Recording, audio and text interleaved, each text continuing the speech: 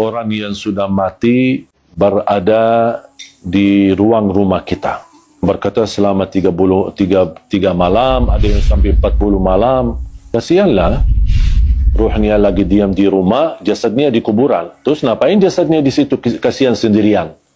Kalau orang sudah di alam kubur, kemudian akan dikembalikan ruhnya. Buat apa Allah kembalikan ruh?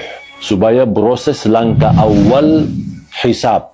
Tapi hisab yang masih istilahnya ringan, menghadap mungkar nakir. Ada beberapa pertanyaan yang perlu kita jawab saat menghadapi mungkar nakir.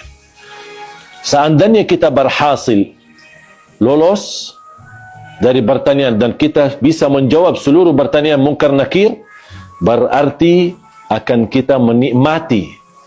Kalau lagi menikmati di alam kubur, bahagia, kuburan kita menjadi raudhatu min riyadil jannah, taman dari taman surga. Buat apa ruh kita keluar dan diam di rumah kita selama 40 malam?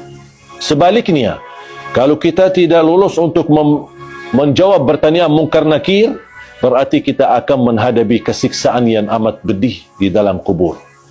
Dan tidak mungkin orang itu saat disiksa masih nyawanya bisa jalan-jalan kemana-mana, termasuk mampir ke rumah dan diam di rumah selama 40 malam.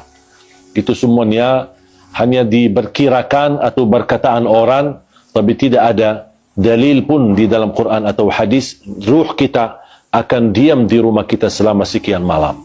Ruh kita berada di dalam tubuh badan kita saat kita dikuburkan. Allah kembalikan ruh kita akan menghadapi mungkar nakir.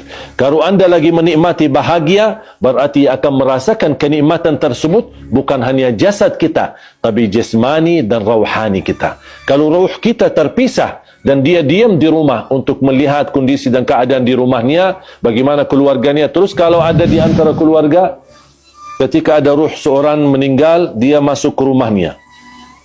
Terus ternyata istrinya dah nangis setiap malam. Pasti dia sakit hati.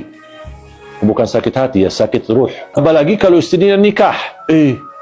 Kau malah tinggalin aku meninggal malah kamu nikah. Berarti ruhnya lagi sibuk urusan keluarga. Ini semuanya tidak masuk akal. Makanya jemaah sekalian, jangan terlalu percaya hal-hal yang aneh-aneh. Kalau kita bahagia di alam kubur, berarti ruh kita akan disibukkan dengan kebahagiaan. Kalau kita lagi di alam kubur disiksa, na'udzubillah min zalik, berarti ruh kita akan kesibukkan dengan azab, na'udzubillah min zalik.